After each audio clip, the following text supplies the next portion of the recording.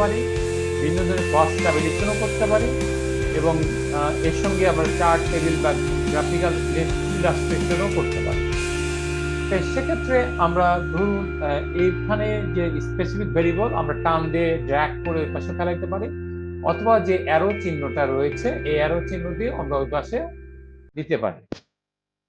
এতে দেখা যাচ্ছে যে আমরা কিভাবে এগুলো ফ্রেমিং স্ট্রাকচারিং করবো। দেখেন ড্র্যাগ করে জেন্ডার আর ভিডিও রাইটস, অর্থাৎ জেন্ডার এবং রাইটস এর ক্যাটাগরিতে দেখতে পাচ্ছি।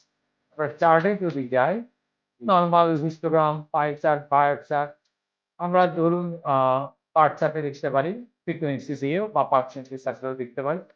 এরপরে ডিসপ্লে ফ্রিকোয়েন্সি টেবিল ক্লিক করব। হ্যাঁ, তারপরে আমরা এখান থেকেও দেখতে পারি বা এখানকার যে স্ট্যাটিস্টিক্স অপশন, এগুলো হাই লেভেল স্ট্যাটিস্টিক্স অ্যানালিসিস করা যাবে এবং ওকেতে আমরা ক্লিক করব।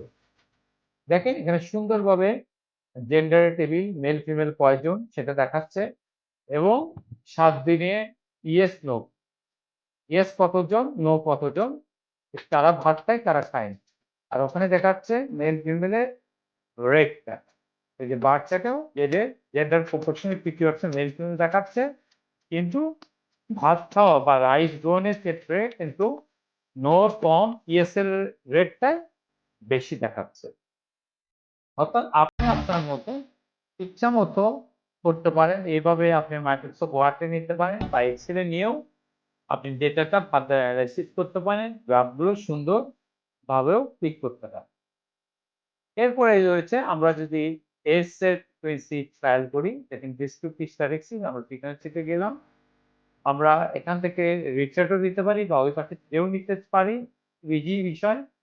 আমরা এখন এস ক্যাটাগরিতে যদি এখানে নিয়ে আসি, তো এস এর